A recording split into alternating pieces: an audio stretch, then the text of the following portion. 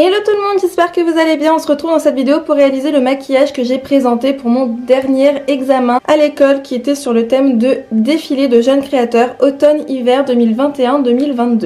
Et donc pour commencer, je vais appliquer une base de chez Nocibé, c'est la Prime and Care qui est violette, de façon à neutraliser le teint terne, tout simplement parce que dès que l'hiver arrive, j'ai ma peau qui ternit tout de suite, donc on va vite remédier à ça.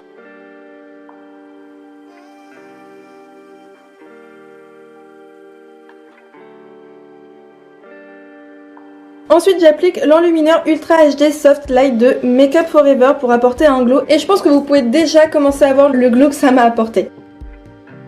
Pour le fond de teint, j'ai choisi l'Infaillible 24 heures de L'Oréal en teinte 250, c'est le sable éclat qui est légèrement trop foncé pour moi mais on va faire comme si on n'avait rien vu. On continue avec ce fond de teint. À plusieurs reprises, on est venu me demander s'il fallait appliquer son fond de teint sur le contour de ses yeux ou s'il fallait d'abord appliquer un anti-cerne, etc. Enfin, du moins, l'ordre dans lequel appliquer ces produits. C'est vraiment comme vous le sentez. Ça dépend également aussi du contour des yeux, de la couleur et l'intensité des cernes, etc. Moi, je sais que j'aime bien appliquer d'abord mon fond de teint sur le contour de mes yeux de façon à commencer à neutraliser la teinte de mes cernes et ensuite, je travaille ça avec l'anti-cerne. C'est vraiment comme vous voulez. En parlant d'anti-cerne, je vais appliquer celui de chez Tarte, c'est le Shape Tape en teinte Light Medium Sand, le 27S. C'est ma bonne teinte quand le fond de teint est de la bonne teinte. Là c'est pas le cas, donc l'anti-cerne peut paraître un peu trop clair, mais je vous rassure, habituellement c'est ma bonne teinte. C'est pas l'anti-cerne que je préfère, je pense que là je vais me faire taper sur les doigts étant donné que la majorité des personnes à qui j'ai parlé m'ont dit que le Tarte c'était voilà leur best des best anti-cerne. Pour ma part je l'aime bien, il est couvrant, etc.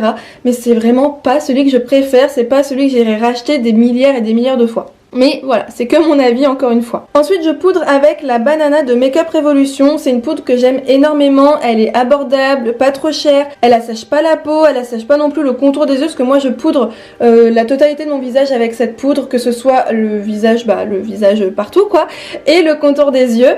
Et moi qui ai un contour des yeux qui est très déshydraté, je trouve pas qu'elle marque les ridules etc. ou qu'elle assèche le contour des yeux. C'est pas la meilleure poudre pour le contour des yeux, ça je vous l'accorde.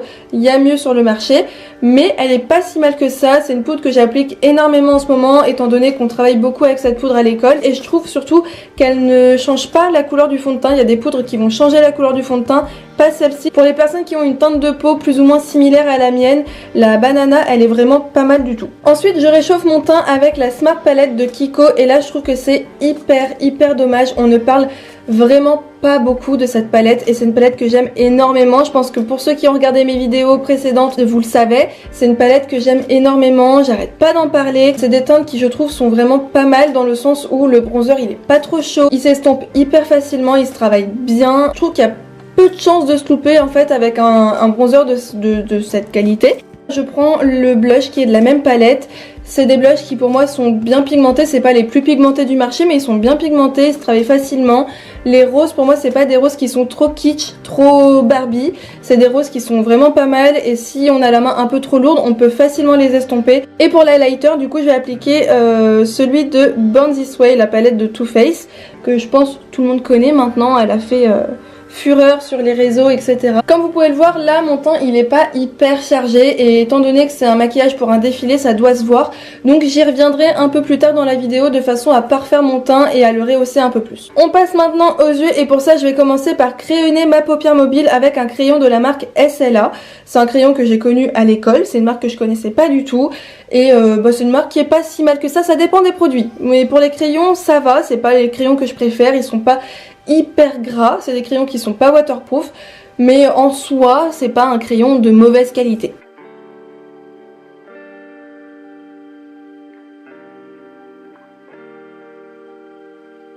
Et ensuite je vais flouter le crayon de façon à retirer tous les petits coups de crayon qu'il peut y avoir, de façon à nettoyer entre guillemets la paupière et à flouter tout le noir pour faire une seule et même zone noire et pas plein de petits à-coups sur la paupière. Et je fais exactement la même chose sur le ras de cils inférieur, donc je crayonne et ensuite je floute.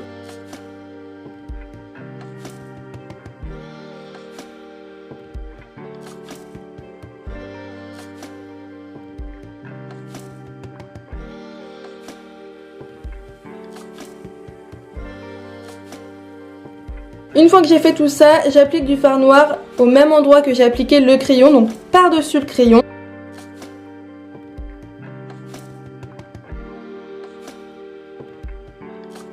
J'estompe ensuite les contours de façon à avoir un effet fumé.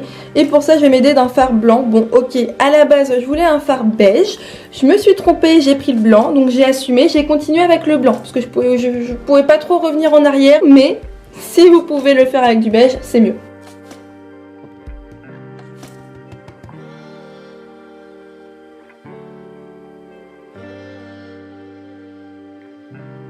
On met du crayon noir en muqueuse supérieure et inférieure, et ça, même si ça fait pleurer les yeux.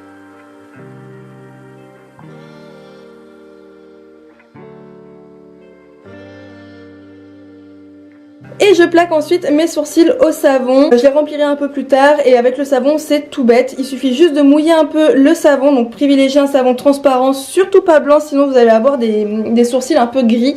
Et je pense que personne n'a envie d'avoir des sourcils gris. Et donc vous mouillez votre savon, vous le travaillez un petit peu avec votre goupillon, vous mettez du savon sur tout votre goupillon. Faut juste faire attention à la texture, qu'il soit pas trop mouillé et pas assez mouillé, de façon à avoir un peu une texture un peu pâteuse, mais pas trop non plus, pas trop liquide. Enfin, de toute façon vous allez voir en le faisant. Et ensuite vous brossez vos sourcils dans le sens où vous voulez placer vos sourcils en fait, tout simplement. On passe au plus délicat, j'ai envie de dire. Je vais essayer de créer des griffures sur mon smoky. Les griffures, c'est pas quelque chose que je gère, c'est pas quelque chose que je fais sur chaque make-up, bien entendu. Donc j'espère ne pas foirer mon make-up à ce moment-là. Et pour ça, du coup, je vais utiliser un fard Aquacolor. C'est un fard qu'on mouille avec de l'eau. Je vais utiliser un pinceau fluffy auquel je tenais pas, étant donné que l'Aquacolor, ça tâche un peu les pinceaux. Je vais repasser sur mon smoky, donc sur ma paupière mobile, en essayant de pas trop cacher mon smoky non plus. Et je vais étirer d'un seul trait les griffures, mais vers l'extérieur, en dépassant le coin externe de mon œil, en allant un peu plus sur le côté du visage.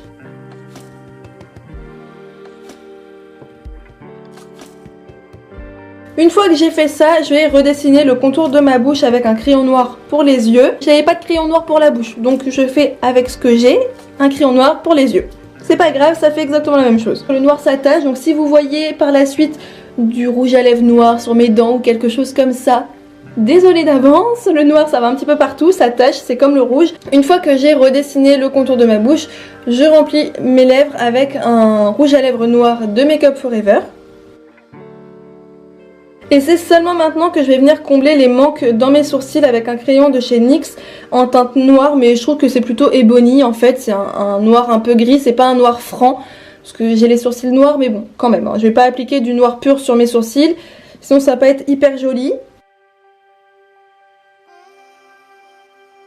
J'applique ensuite mon mascara, c'est le Lash Paradise de L'Oréal. Encore et toujours, je suis pas prête de changer maintenant de mascara. Il est vraiment, c'est mon coup de cœur. Donc vous allez en entendre parler un petit peu durant plusieurs vidéos.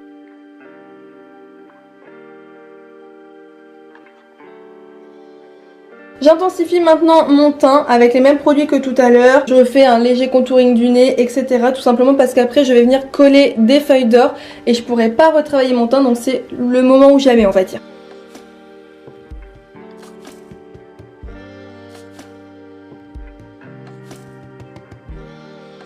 Pour coller les petits bouts de feuilles d'or, ce que j'ai fait moi, mais vous pouvez faire avec ce que vous voulez, c'est d'utiliser quelque chose d'un peu collant, donc que ce soit une base collante, une crème hydratante ou quelque chose comme ça, enfin ce que vous avez du moins sous la main. Une fois que j'ai appliqué la crème hydratante, je vais tout simplement poser les petites feuilles d'or sur mon visage et ça colle tout seul. J'ai collé les feuilles d'or de façon plus ou moins spontanée, j'ai pas réfléchi forcément à l'endroit exact où j'allais poser mes petites feuilles d'or. Je savais juste que je voulais les feuilles d'or de façon asymétrique sur les deux côtés de mon visage, donc partie droite et partie gauche, un peu plus haut d'un côté, un peu plus bas de l'autre, mais je me suis pas dit telle feuille d'or va à tel endroit. Enfin c'est assez délicat de préparer ça à l'avance de façon non spontanée.